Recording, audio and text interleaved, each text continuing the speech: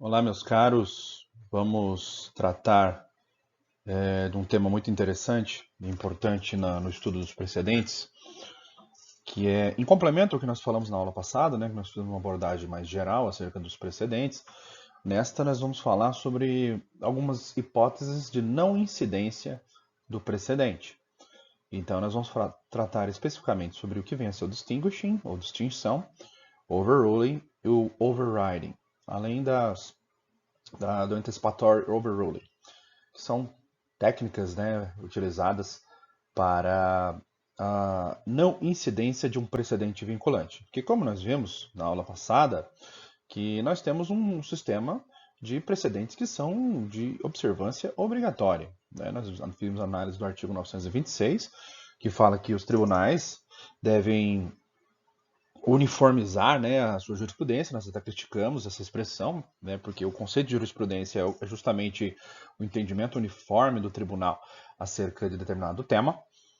E nós falamos também da questão da coerência, integridade e estabilidade das decisões. E também nós analisamos no artigo 927 acerca do que vem a ser as decisões que são vinculantes. Quais são as decisões vinculantes? Então nós fizemos essa análise. Então, caso você não tenha visto esse vídeo, é só você ver aqui na nossa playlist, né, sobre precedentes, e que eu trato desses temas. Bom, então na aula de hoje, então nós vamos falar, já que nós temos um sistema de precedentes que são vinculantes, né, que fixa-se uma tese padrão que deve ser observada, seguida, né, para casos futuros. E se o seu caso tiver peculiaridades? E se o seu caso tiver alguma especificidade que destoe da incidência do precedente? É daí que vem a utilidade nós estudarmos esses elementos e também dos institutos do overrule e do overriding que visam tratar da chamada superação desses precedentes. Então, porque a sociedade ela é dinâmica, nós temos a evolução do direito, né, em múltiplas situações. Então, é disso que nós vamos tratar na aula de hoje.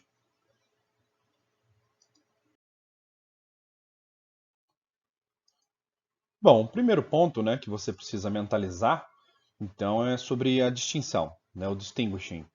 Então, o distinguishing, é, ele traz, né, algumas questões que você precisa observar para que o precedente ele não seja, é, não incida, né, naquele determinado caso concreto.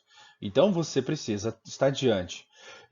Você vai estar alegando que uma especificidade, aquele caso seu tem uma especificidade que destoa, né, quando da análise do precedente originário, da sua formulação, da ratio decidente. Então, o primeiro ponto que você vai alegar, para não incidência daquele precedente vinculante, você vai alegar que há uma singularidade fática, ou seja, que aquele seu caso, é, ele apresenta especificidades, como eu disse, né, ou peculiaridades, que faz com que o precedente em si seja descaracterizado. Né? Então, de modo que não faz sentido, ele não cai como uma luva, né? Essas peculiaridades, vamos usar essa metáfora da luva, né? Que é bastante elucidativa. Então, que faz com que não faça sentido a sua incidência naquele caso concreto. E também um desdobramento aqui, né, que nós temos acerca disso, então, são particularidades fáticas e jurídicas que estão presentes de modo a afastar a aplicação do precedente. Então, uma abordagem até conceitual acerca do que vem a ser disso, a ser isso, né? Então, aqui usa a expressão distinção, né? Casos distintos apresenta peculiaridades que faz com que não seja idôneo à incidência do precedente. Desculpe. Então, essa é uma questão interessante. E pode ser também, né, nós falamos lá na análise da formulação do precedente, né, que deve ter um contraditório amplo, deve se analisar todas as consequências jurídicas possíveis, né? Então, e pode acontecer de nós temos alguma peculiaridade, né, alguma especificidade ou singularidade que não foi enfrentado quando da formulação daquele precedente vinculante. Então, essa é uma outra peculiaridade muito interessante que você vai alegar, né? E não é assim tão impossível disso acontecer. Eu coloquei aqui a questão do realismo jurídico. Quando a gente fala em realismo jurídico, nós estamos falando daquela perspectiva filosófica, né? Eu até trabalho, se você tiver interesse em ver um pouco mais sobre isso. Eu tenho um vídeo aqui na playlist sobre filosofia do direito, em que eu falo sobre realismo jurídico. Mas a grosso modo, né, é uma preocupação, o realismo jurídico é uma preocupação com a consequência das decisões. Então, com o impacto das decisões. Então, tendo ali uma forte influência de fatores extrajurídicos, como fatores éticos, sociais, morais, políticos, econômicos. Então, muitos desses fatores não são sopesados, não são considerados quando da formação do precedente originário. Então, é uma questão interessante para que se dê fundamentação à não incidência do precedente vinculante. Então, por isso que se afirma que quanto maior o alcance da fundamentação, quanto mais se exaurir, se esgotar a fundamentação no âmbito da formação do precedente, no sentido de fundamentação no quesito qualitativo, né, menor será a incidência, né, ou a possibilidade de se alegar a distinção. É por isso que, quando da formulação do precedente, né, nós temos que burilar, né, as consequências. Temos que analisar o maior número de casos possíveis, de recursos possíveis, né, então, para que se faça uma compilação, né, o mais completa possível, o mais qualitativamente possível, para quando da consideração na formação do precedente, que vai, obviamente, como vocês já sabem, vincular toda a cadeia judicial inferior ao órgão que criou aquele precedente, né? Então, olha que interessante essa frase. O precedente ele vai vigiar, né? Vigiar, permanecer vigendo, mas para os outros casos concretos, não para o seu, porque o seu tem especificidades e singularidades, como eu disse. E essa singularidade afasta o precedente. Mas o precedente continua lá. Ele continua aplicável para os demais casos, não para o seu. Olha que interessante. Bom, um caso interessante, né, para a gente tratar na aula de hoje é sobre o overruling, né? O overruling significa a superação do precedente, né? Uma expressão inglesa, né, trazida, né, importada no estrangeirismo aqui para o sistema nosso brasileiro, né? Os doutrinadores todos utilizam essa expressão. Então, significa ou a sua superação do precedente, o precedente não é mais idôneo, não é mais adequado, ou a sua reescrita, né, a sua readequação. Olha só, interessante. Eu me lembro, né, do caso agora do final do ano, é na área penal, né, mas dá para a gente contextualizar aqui, ganhou muita notoriedade, muita repercussão, que foi o caso da questão da prisão em segunda instância. Então, e o que nós tivemos ali? Em 2016, o STF, né, o Supremo Tribunal Federal, entendeu que se houvesse uma dupla condenação, né, em primeira e segunda instância, nas chamadas instâncias ordinárias, que é onde há a reapreciação de provas, né, de fato, isso por si só já bastava para que se expedisse o mandado de prisão para se cumprir a chamada prisão pena, né? Então, isso perdurou até o ano passado, em que o STF acabou revendo por maioria apertada, e acabou aplicando a literalidade do artigo 5º lá, né, lá da Constituição, que fala que ninguém será considerado culpado antes do trânsito em julgado, né?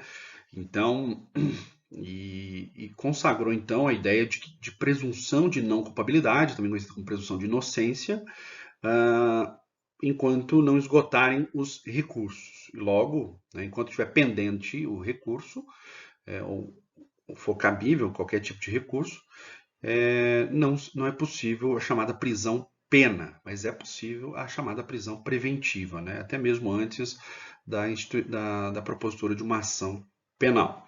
Pois bem, então nós tínhamos um precedente que era de 2016, que permitia a prisão prisão a partir da condenação em segunda instância e que esse precedente foi alterado agora em 2019. Então, o que aconteceu ali nada mais é do que um overruling, né?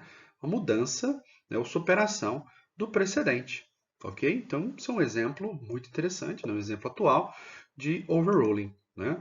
Então, até porque o artigo 926 fala que a jurisprudência dos tribunais ela deve ser estável, né? Coerente e íntegra. Então, por isso que eu estou fazendo essa afirmação aqui nesse outro balãozinho aqui do slide, de que, olha, a mudança, a superação do precedente, ela não pode ser usual, né? Não pode ser sem qualquer critério. Então, ela tem que ser uma medida excepcional, senão a gente banaliza, né? E a própria ideia de segurança jurídica, de estabilidade das relações, isso cai por terra. O professor Luiz Guilherme Marinoni, que é um dos que melhor escreve, né, nessa área, ele fala que o overruling, né, ele se dá quando houver um desgaste, né, da congruência social e a coerência sistêmica, né, com relação àquele precedente. É uma relação de inadequação, né? O precedente não mais se adequa à realidade social ou acerca do sistema como um todo, né? O sistema constitucional, o sistema civil, penal, enfim, não importa a área, né, de alcance. Já o Daniel Neves, né, ele afirma que para que se supere o precedente tem que haver uma alteração substancial, né, de cunho econômico, político, social ou jurídico, né? Então, essa é uma questão muito interessante trazida pela doutrina, que vem ali justamente na linha de ideias que nós acabamos de mencionar. Então, ainda, né, o overruling, né, é a norma básica para a superação do precedente. Então, com base nesses critérios, né, ou seja, o desgaste social da norma do precedente com relação à congruência social, ou então alteração substancial econômica, política, social, jurídica, como dito pelo Daniel Neves, isso daí é o gatilho, né, o ponto de iniciação ou de debate, a premissa, né, para que se busque a chamada superação do precedente. E aí trazida até essa expressão inglesa, né, pelo Luiz Guilherme Marinoni, né, o Basic Overruling Principle. Né? Então, essas são as premissas essenciais acerca do overruling. Ainda também, né, me parece que esse é o caso que o Supremo Tribunal Federal levou a debate, né, no caso da prisão em segunda instância, nos casos de erro manifesto ou grave injustiça. Então, me parece que na fundamentação ali, na ratio decidendi, que o Supremo Tribunal utilizou, foi a questão da grave injustiça, né? Tivemos ali vários intervenção de amicus curiae, né? Inclusive da Defensoria Pública, falando dos percentuais de revisão que ocorrem também no âmbito dos tribunais superiores e que não seria justo essa regra de relativização do texto constitucional para prever a prisão em segunda instância. Então isso também pode ser utilizado como critério e o STF utilizou, né? Então, até porque, como nós falamos, né, no slide anterior, todas as consequências às vezes não são mensuradas, né?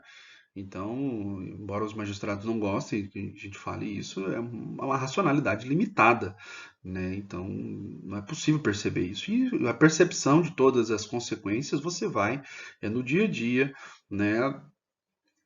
Por meio da propositura de várias ações, dos mais diversos ensejos sociais, que você vai percebendo que o real sentido e alcance de determinado precedente. Então, na formação então, do precedente, no caso de erro manifesto, né, ou grave injustiça, não importa se é no conteúdo, né, ou na apreciação da tese jurídica, há essa possibilidade então de revisão com relação aos efeitos, né, dessa tese jurídica fixada no precedente. Bom, e o overriding? Overriding nada mais é do que a superação parcial do precedente. O overruling é a superação total. O overriding é a superação parcial do precedente. Eu estou lembrando aqui do caso que que eu estava citando aqui agora, da prisão em segunda instância. Eu lembro que uma notícia saiu no consultor jurídico, né, no Conjur, que o presidente do Supremo Tribunal Federal, o José Antônio Dias Toffoli, ele ia sugerir um meio termo, né? Não retornar ao que era antes, que é aguardar o trânsito em julgado, que é o que diz o texto constitucional, e também não revogar totalmente o precedente da prisão em segunda instância. Ele ia colocar um meio termo ali, né, que seria não a partir do trânsito julgado, mas a partir, por exemplo, da decisão do STJ, se houver, né?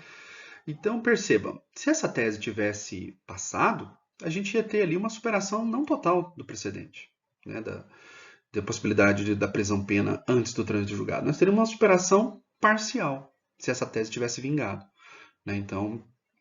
Então seria ali, vislumbro eu, né, uma hipótese de overriding, né? Então, você mantém o precedente, mas alguns fragmentos dele são tidos como superados. Então, ele não tem um alcance total como tinha antes.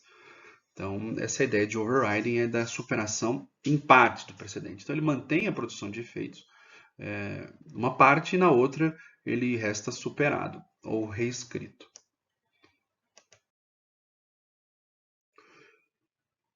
Bom, um ponto que é muito interessante é acerca do overruling, do overriding, é a ideia elementar, né, obviamente, de que somente o tribunal que criou aquele precedente, né, que pode, obviamente, declarar que aquele precedente está superado, né, seja totalmente ou parcialmente. Então, a revisão da tese jurídica só pode se dar pelo tribunal que criou o precedente. Então, me parece uma obviedade, mas o óbvio precisa ser dito. Mas nós temos uma exceção em que o precedente ele pode ser deixar de ser aplicado não pelo tribunal que o criou, né, mas também pelas instâncias inferiores, que é o caso do antecipatório overruling, que eu já vou comentar. Um outro ponto interessante para que haja essa superação do precedente, né, seja ela total ou parcial, né, porque haja o overruling ou overriding, o tribunal tem que sinalizar. Ele tem que sinalizar que aquele precedente não está se adequando mais. Né? Imagine o seguinte, olha, esse caso que eu citei para vocês, da prisão em segunda instância. Desde a criação do precedente em 2016, né, esse debate vem sendo feito no âmbito da corte e tivemos ali alguns ministros do Supremo Tribunal Federal que deram decisões monocráticas, consideram alguns habeas corpus, né, em casos isolados. Então, nós tínhamos ali um posicionamento da corte isolado, né, em alguns casos concretos, entendendo que este precedente era equivocado. Então, o que aconteceu? O tribunal estava sinalizando de uma eventual superação daquele precedente. Então, isso pode ser feito numa decisão monocrática, né, entendo eu, ou talvez de passagem, feito de passagem. Às vezes eles estão aplicando o precedente, normalmente, que é o que se espera, né, da corte, mas na fundamentação, ali em obter dictum, né, que são aquelas considerações feitas pelo tribunal de passagem, né, feitas de passagem, né, ou de forma superficial, se algum ministro, algum juiz ali, né, vamos usar a expressão juiz, né, do tribunal, se eles fizerem alguma menção, mesmo que de passagem, que aquele tribunal, aquele precedente está superado, seja total ou seja parcialmente, ele estará sinalizando. E essa questão da sinalização, né, em inglês chamado signaling, né, ela tem repercussões jurídicas. A doutrina especializada, né, os precedentalistas, né, que alguns chamam, os garantistas chamam os especialistas em precedentes, ou que defendem essas ideias, de precedentalistas. Os precedentalistas eles falam que, baseado na doutrina norte-americana, que o tribunal, para que ele supere um precedente, ele tem que fazer a sinalização. Então, seja por decisão monocrática aqui, né, ao meu juízo, ou em obter dictum, né, em passagem. Pois bem, e essa sinalização, né, no sentido de que, olha, essa tese está equivocada, essa tese precisa ser revista. Então, e é curioso, o Brasil ele tem uma peculiaridade, né? Os ministros do Supremo, eles têm um apego tão grande com a imprensa, com a TV, né, com os meios de comunicação, que eles dão entrevistas ou eles vazam informações, né, para a mídia acerca da sinalização de mudança de entendimento. É curioso isso, né? Eu, eu acho que não seria absurdo, já que os ministros fazem isso, não seria absurdo a gente utilizar um signaling por meio de uma reportagem, de uma entrevista dada por um ministro perante um meio de comunicação. Eu não acho isso absurdo, porque já que foi publicizado e aquele ministro, ele integra uma corte, então ele tem que ter a responsabilidade política, ele tem que ter a responsabilidade jurídica pelo aquilo que ele fala. Né? Então os magistrados precisam disso. Né? A própria lei orgânica da magistratura ela traz uma série de limitações às palavras proferidas pelos magistrados fora do recinto forense. Então, tanto é que tem aquela máxima, né, que os juízes eles falam nos autos, né, eles devem falar nos autos e não falar na imprensa, ainda mais pré-julgar. E aí, meus caros, eu levanto essa bola. E quando um ministro do Supremo, e a gente está vendo isso a todo momento, fala de uma superação do precedente, aquele precedente equivocado, que o Supremo errou. Eu já vi ministro falando isso. Olha, o Supremo errou. Eu sou voto vencido, mas está equivocado essa. Em breve nós vamos rever isso.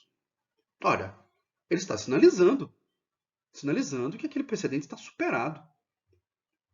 Então eu quero que você preste atenção nisso, porque eu já vou falar sobre o antecipatório overruling e tem umas consequências muito interessantes. E eu estou vendo que muitos advogados não estão atentos a essas consequências. Mas vamos lá, eu trouxe uma passagem aqui do Marinoni para realçar o signaling, né? Então, olha só que interessante. O Marinoni e o Reinhardt, Mitidiero, né? O Marinoni tem uma obra específica sobre precedentes, né? Uma obra já desde antes do Código de Processo Civil atual, de 2015, se não me engano, uma obra de 2013, né? O Mitidiero também tem uma obra específica sobre Cortes Supremas. Então aqui essa passagem que eu trouxe para vocês é do curso deles, agora que virou o nome de manual, né? A edição acho que a partir de 2019 já virou o nome de manual de processo civil. Então essa edição aqui que eu trouxe é de 2016 que eles intitularam de novo curso, tá? Mas você encontra em qualquer obra desses autores, né? O código comentado que fale sobre isso, vocês vão encontrar algo nesse sentido. Pois bem, então olhem só o que eles dizem. Como forma de incrementar o respeito à segurança jurídica, essa é a ideologia dos precedentes vinculantes. É importante que a alteração do precedente seja sinalizada. Olha aqui. A alteração do precedente seja sinalizada, né? Aquela expressão inglesa que eu disse para vocês, chamada de signaling. Ok. Então, pela corte responsável pela sua autoridade. Então, pega o contexto que eu acabei de dizer para você do Supremo Tribunal Federal. Justamente para indicar aos interessados a possibilidade de mudança de entendimento judicial. Pela sinalização, a Corte não faz a distinção, não distingue o caso, nem revoga o precedente, no todo ou em parte. Mas manifesta sua preocupação com a justiça da solução nele expressa. E essa é uma das maneiras pelas quais se busca evitar a traição da confiança legítima do jurisdicionado nos precedentes judiciais. O que quer dizer, né? Para evitar a mudança abrupta de entendimento, para evitar que o jurisdicionado seja pego de surpresa, né? Porque muitos fazem planejamento, ainda mais se você for na área econômica, né? Na área, por exemplo, empresarial, na área tributária. Então, esses ramos do direito que têm grande repercussão econômica, há um planejamento com base nos precedentes que forem fixados. Então, obviamente, o tribunal ele tem que ser sensível a esse tipo de situação. Daí se falar que não pode haver mudanças bruscas, senão iria ferir a boa-fé objetiva, que tem como um dos pilares justamente a proteção da confiança legítima, não é? E o que eu gostaria de ressaltar aqui, meus caros, é um ponto muito interessante, né, que é do antecipatório overruling. Olha só, antecipatório overruling, ou seja, é a antecipação da superação do precedente. Olha só que interessante. É possível, então, antecipar a superação do precedente? Esse é o ponto. Sim, é possível, desde que o tribunal tenha sinalizado. Olha que curioso. O ministro do Supremo, o ministro do STJ, falou, olha, que aqui na aplicação do direito naquele caso concreto, né, naquela interpretação do artigo X, Y, Z, olha, aquele ali está superado, a corte vai ter que rever aquilo. Como eu acabei de mencionar, que isso está acontecendo, né, entre os ministros que falam demais. Ou então eles falaram mesmo em obter dictum, né, no julgamento oficial, numa sessão de julgamento. Pois bem, se houve essa sinalização, é possível a antecipação do overruling. Só que aí, curiosamente, quem vai ter autorização para fazer essa antecipação não é mais o tribunal que criou o precedente, mas sim todos os demais juízes. Então, olha que curioso. Caso haja, então, uma sinalização da superação do precedente, há uma autorização para os juízes dos demais tribunais se anteciparem e não aplicarem o precedente ou, obviamente, uma súmula. Desde, obviamente, que o tribunal de origem, o tribunal que criou aquele precedente, o tribunal que criou aquela súmula, tenha sinalizado sobre uma superação total ou parcial do precedente. E esse é um ponto, então, que gera uma responsabilidade grande para os operadores do direito, no sentido de estar atento ao que os tribunais superiores estão dizendo, né? Aquilo que eles estão julgando, seja julgando como ratio decidendi, razão de decidir, ou em obter dictum, principalmente. Temos que ler as entrelinhas, temos que ler o obter dictum. Então, se você estiver fazendo uma triagem aí sobre os precedentes do STF, do STJ, ou do seu próprio tribunal local, né, que pode fixar precedente vinculante em IRDR, é importante, então, você se ater a essa sinalização de eventual superação do precedente. Por quê? Caso tenha, então, sinalizado a superação do precedente, é possível que você peça ao próprio juiz de primeiro grau, ao próprio desembargador do Tribunal de Justiça, do Tribunal Regional Federal, que ele reveja a tese, porque o Tribunal Superior já sinalizou na eventual superação. Então, por isso fala em antecipatório overruling. É a antecipação pelos juízes de primeiro grau, pelos juízes, né, de segunda instância, ou seja, os juízes que estão abaixo, né, do STF, do STJ, né, especialmente ali na primeira instância. Então há a possibilidade dessa antecipação, ou seja, deixar de aplicar. Perceba que eu não estou falando de distinguishing aqui. Não é o caso de distinção. Nós estamos falando de superação do precedente. Então é possível antecipação? Sim, se houver a sinalização. Então por isso você tem que estar atento às falas, né, em obter dictum dos ministros do Supremo do STJ. E, a meu juízo, também as falas deles perante a imprensa. Porque os magistrados, não podemos dissociar a figura do magistrado do tribunal ao qual ele compõe. Né? A gente está vendo o caso do ministro Celso de Mello, que fez uma fala privada, né, sobre o nazismo, né, sobre a questão da ascensão de Hitler na Alemanha, e fez uma comparação com o momento atual que o Brasil está vivendo. Né? Estou gravando essa aula agora no início de junho. Então, e todos estão falando da repercussão jurídica disso. E ele falou isso na esfera privada que vazou. Então, há repercussão jurídica das falas dos magistrados. Eles têm que ter responsabilidade com o que eles falam. Então, tanto é que os que estão ali sendo julgados por esse ministro, Celso de Mello, eles estão alegando a suspeição do mesmo. Olha que curioso, né? Então, se é possível você alegar uma suspeição, se é possível você vislumbrar uma repercussão jurídica, também é possível você vislumbrar uma sinalização, né, para esses ministros que falam perante a imprensa, né? Pelo Twitter. Né? Ontem mesmo eu vi um ministro da Suprema Corte, o Gilmar Mendes, né, falando sobre a questão da intervenção militar constitucional.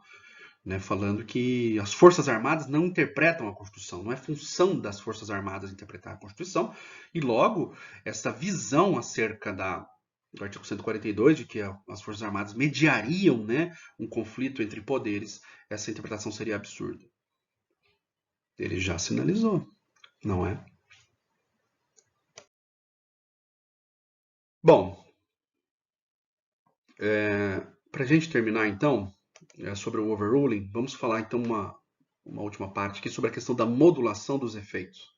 Bom, os efeitos da decisão, né, judicial. Então, acerca do overruling, né? A superação vai ser daqui para frente, ou não, vai ser retroativo a uma data, ou vai ser fixado um prazo, né? Então, vamos ver isso. Então, a primeira situação que você precisa mentalizar é a questão dos efeitos ex nunc. Significa o que o ex nunc? Não retroage. Associa a ideia que tem um N aí no meio, né? Desculpe se esse exemplo é esdrúxulo, mas às vezes o exemplo esdrúxulo ajuda você a mentalizar, né, o que está sendo falado. E é importante traduzir ideias, né, para que a gente possa prosseguir. É importante a compreensão, para que a gente possa depois interpretar. Então, quando se fala em ex nunc, fala-se de efeito não retroativo. Ele não retroage. É dali para frente. Dali para frente. Então, dali em diante. Então, essa é uma possibilidade, seria a regra, né? Então, até para preservar a segurança jurídica, a confiança legítima, deveria, então, os tribunais que criaram o precedente, que estão entendendo pela sua superação, então, que eles fixem essa nova tese jurídica dali em diante. Então, essa é uma questão importante. Agora, nós podemos também ter o chamado efeito ex tunc, né? Ou seja, retroage a data da propositura da ação. Então, ele pode tratar, se der o chamado efeito ex tunc, como se o precedente não tivesse existido, né? Como o caso de erro grave, né? Que tange a apreciação dos fatos. E ainda há a possibilidade da chamada ex tunc limitada. O que significa isso? Ou seja, ele vai retroagir não a partir da data da formação do precedente, não a partir da data da propositura da ação, mas ele vai limitar no tempo. Né? Tem essa possibilidade, então, de modulação com limitação no tempo, por questões de segurança jurídica, né? Obviamente. Então, limitar em 1 ano, 2 ou 3, né? E não quando da sua formação. Então, essa é uma possibilidade interessante também, que é possível. E a chamada eficácia pró-futuro. Então, é que ele vai fixar um limbo, é como se fosse um limbo, né? Um hiato, né? Em que haverá a incidência do precedente, mas a partir daquela data, é sempre futura, né?